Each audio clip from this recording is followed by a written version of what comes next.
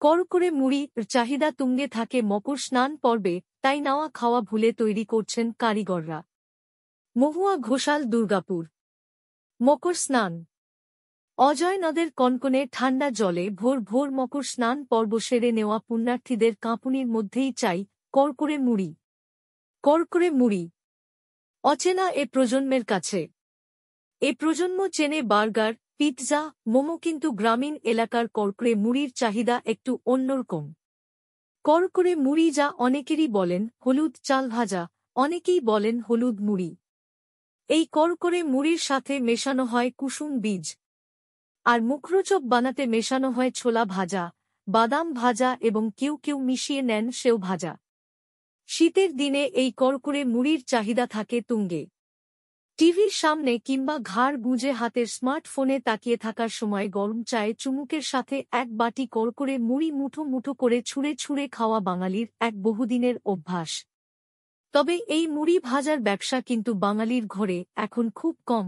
এই মুড়ি ভাজার ব্যবসা চলে গিয়েছে হিন্দিভাষীদের হাতে। জয়দেব, কেন্দুলি ঘাটে অজয়ের নদে এসে পড়েন মা গঙ্গা, এমনটাই কথিত আছে। কবি জয়দেব অসুস্থ ছিলেন, তিনি মকরের দিনে যেতে পারেননি গঙ্গা স্নানে। সেই সময় কবি জয়দেবের গঙ্গা এসে যান অজয়ের জলে, আর কবি জয়দেবের মকর গঙ্গা স্নান সারা হয়। সেই সময় থেকে আজ পর্যন্ত মকরের ভোরে লক্ষাধিক ভক্ত স্নান করেন অজয় নদের জয়দেন কেন্দুলি ঘাটে।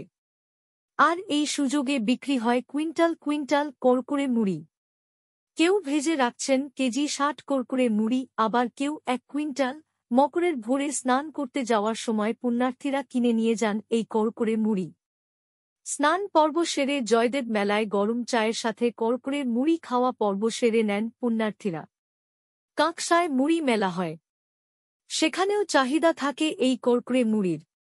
সিলামপুরেও দামোদর নদে অনেকেই বহু পুণ্যার্থী মকর স্নান সারেন, আর সেখানেও চাহিদা থাকে এই করকরে মুড়ির। তবে সবচেয়ে বেশি চাহিদা রয়েছে এই মুড়ির জয়দেব মেলায়। এই করকরে মুড়ি মেশিনে ভাজা যায় না, খোলায় হাতেই ভাজতে হয়, তাই এই মুড়ির স্বাদ এক্কেবারে আলাদা থাকে বলে জানাচ্ছেন কারিগরেরা। কুসুম বীজ দেওয়া করকরে মুড়ির 1 কেজির দাম 70 টাকা, আর ছোলা ভাজা আর বাদাম ভাজা মেশানো করকরে মুড়ির দাম কেজি প্রতি 100 টাকা। বীরেন্দর সাও করকর মুড়ি ভাজছেন মাটির খোলায়। মাটির খোলায় করকরে মুড়ি ভাজা হলে তার স্বাদ আলাদা। রাত পোহালেই মকর স্নান। অজয়ের হাড় হিম করে দেওয়া কনকনে ঠান্ডা জলে মকর স্নানের পরে জমিয়ে করকরে মুড়ি খাওয়ার প্রস্তুতি পর্ব সারা। করকরে মুড়ি তৈরি, এবার পুণ্যার্থীরা নিয়ে যাবেন সেই আশায় বসে বীরেন্দর সাওরা।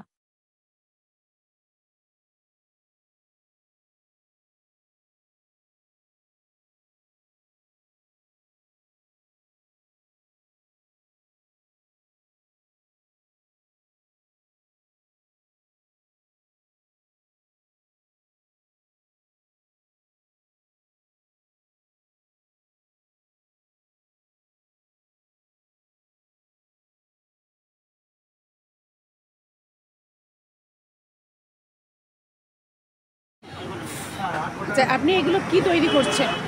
মুড়ি চাল দিয়ে করকরে ভাজা। করকরে ভাজা। আপনি কি এটা করকরে ভাজা কি এই সময়টা বেশি করে করছেন না 12 মাসই করেন? 12 মাস হালকা হয়। এখন তিল সংক্রান্তির দিন তো 14 জানুয়ারি চান করতে যায়, ওই মকরে স্নান করতে যায়। হ্যাঁ, তখন বেশি করে নিয়ে যায় সব গ্রামীণ লোক। আচ্ছা আচ্ছা, কিরকম মানে বিক্রি হয়? কত কত কেজি বিক্রি হয় এখানে আপনার সেদিন? মানে শুধু চাল ভাজা নিলে 70 টাকা কেজি, আর ছোলা বাদাম কুসুম মিশিয়ে 100 টাকা কেজি। আচ্ছা, আপনার ওই সেই সময় মানে কত কেজি আপনার বিক্রি হয়? 50-60 কেজি। 50-60 কেজি। আচ্ছা, আপনি এখানে কতদিন ধরে এই ব্যবসা করছেন? 3 বছর হতে চলে।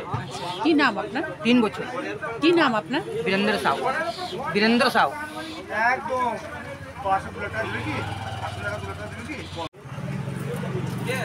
কি কি দিচ্ছেন এর মধ্যে আপনি? চাল ভাজা দিলাম, ছোলা ভাজা দিচ্ছি, এবার বাদাম দিব। এটা হলো কুসুম বীজ।